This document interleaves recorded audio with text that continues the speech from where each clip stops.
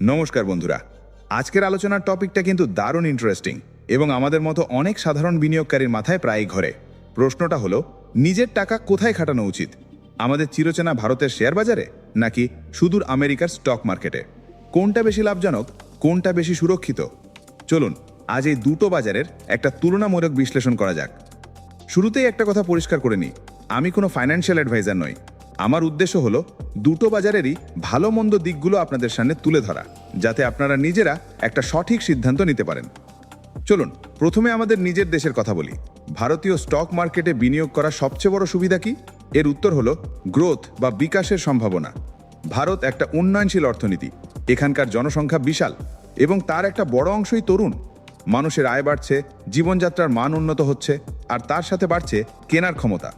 আজ থেকে 10-15 বছর পরেও ভারতের রাস্তাঘাট, পরিকাঠামো, ভোগ্যপণ্য, ব্যাংকিং এই সব সেক্টরে অমচম বিকাশের সুযোগ রয়েছে। একজন বিনিয়োগকারী হিসেবে এই বিকাশের অংশীদার হবার সুযোগ কিন্তু বিশাল। সহজ কথায়, একটা বড়ন্ত অর্থনীতিতে লগ্নি করলে রিটার্ন পাওয়ার সম্ভাবনাও অনেক বেশি থাকে। দ্বিতীয় সুবিধা হলো পরিচিতি। আমরা ভারতীয় কোম্পানিগুলোকে খুব কাছ থেকে চিনি। আমরা যে কোম্পানির সিম কার্ড ব্যবহার করি, যে ব্যাংকে টাকা রাখি, যে কোম্পানির গাড়ি চালাই বা যে কোম্পানির সাবান ব্যবহার করি, তাদের ব্যবসা বোঝা আমাদের জন্য অনেক সহজ। কোম্পানির ম্যানেজমেন্ট কেমন, বাজারে তাদের সুনাম কেমন, সরকারের নীতি তাদের উপর কী প্রভাব ফেলছে, এই বিষয়গুলো আমরা সহজেই বুঝতে পারি। এই পরিচিতিটা বিনিয়োগের ক্ষেত্রে একটা বড় আত্মবিশ্বাস যোগায়। তবে মুদ্রার দুই পিঠের মতো এর কিছু অসুবিধাও আছে। ভারতীয় বাজার তুলনামূলকভাবে অনেক বেশি ভোলাটাইল বা অস্থির। এখানে রাজনৈতিক বা অর্থনৈতিক কোনো ছোটখাটো খবরেও বাজারে বড় ধরনের ওঠানামা দেখা যায়। এর সাথে আছে কারেন্সি রিস্ক। ডলারের তুলনায় টাকার দাম প্রায়শই কমে। এর মানে হলো আপনার বিনিয়োগের মূল্য টাকার অঙ্কে বাড়লেও ডলারের হিসেবে হয়তো ততটা বাড়েনি। এবার চলুন মহাসাগর পেরিয়ে আমেরিকার দিকে তাকাই। ইউএস স্টক মার্কেটে বিনিয়োগ করার কথা ভাবলে প্রথমেই যে শব্দটা মাথায় আসে সেটা হলো স্টেবিলিটি বা স্থিতিশীলতা। এটা বিশ্বের সবচেয়ে বড় এবং পরিণত বাজার। এখানকার কোম্পানিগুলো শুধু আমেরিকায় নয়, সারা বিশ্বে ব্যবসা করে। Apple, Google, Microsoft, Amazon, Tesla, এই নামগুলো ভাবুন। আমরা ভারতে বসেও এদের প্রোডাক্ট বা সার্ভিস প্রতিদিন ব্যবহার করি। ইউএস মার্কেটে বিনিয়োগ করার মানে হলো এই বিশ্বসেরা কোম্পানিগুলোর অংশীদার হওয়া। দ্বিতীয় বড় সুবিধা হলো ডাইভার্সিফিকেশন বা বৈচিত্র্য। আপনার সমস্ত বিনিয়োগ যদি শুধু একটা দেশের অর্থনীতিতে আটকে থাকে, তাহলে সেটা বেশ ঝুঁকিপূর্ণ। ধরা যাক কোনো কারণে ভারতীয় বাজারে মন্দা চলছে, তখন আপনার আমেরিকান ইনভেস্টমেন্ট কিন্তু আপনাকে একটা সুরক্ষা দিতে পারে। একে বলে জিওগ্রাফিক্যাল ডাইভার্সিফিকেশন। তাছাড়া আপনি ডলারে বিনিয়োগ করছেন, যা বিশ্বের সবচেয়ে শক্তিশালী মুদ্রা।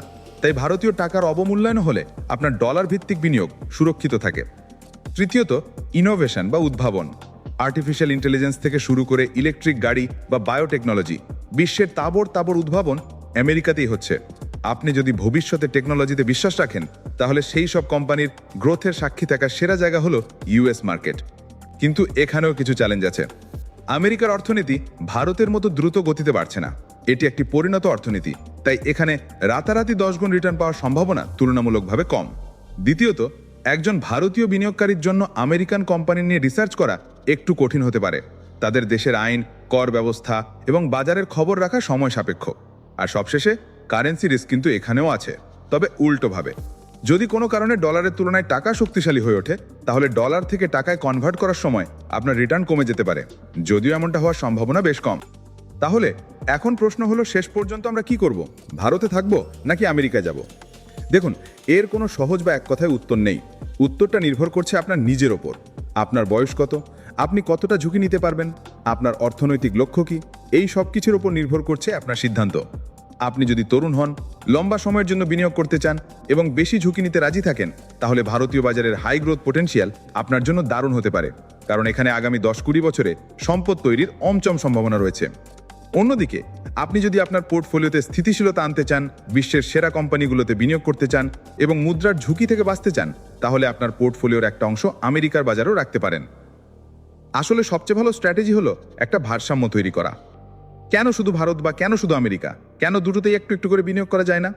আজকাল বিভিন্ন অ্যাপ এবং মিউচুয়াল ফান্ডের মাধ্যমে আমেরিকার বাজারও বিনিয়োগ করা অনেক সহজ হয়ে গেছে। আপনি আপনার মোট বিনিয়োগের 70-80% ভারতীয় বাজারে রাখতে পারেন, কারণ এটা আপনার হোম মার্কেট। আর বাকি 20-30% ইউএস মার্কেটে বিনিয়োগ করে গ্লোবাল ডাইভার্সিফিকেশনের সুবিধা নিতে পারেন।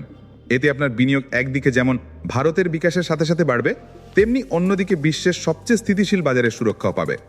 শেষ কথা এটাই, অন্ধভাবে কোনো সিদ্ধান্ত নেবেন না। ভালো করে রিসার্চ করুন, নিজের প্রয়োজন বুঝুন এবং তারপর আপনার কষ্টার্জিত অর্থ বিনিয়োগ করুন। ভারত হোক বা আমেরিকা, সঠিক জ্ঞান এবং ধৈর্য নিয়ে বিনিয়োগ করলে দুই বাজারই ভালো রিটার্ন পাওয়া সম্ভব।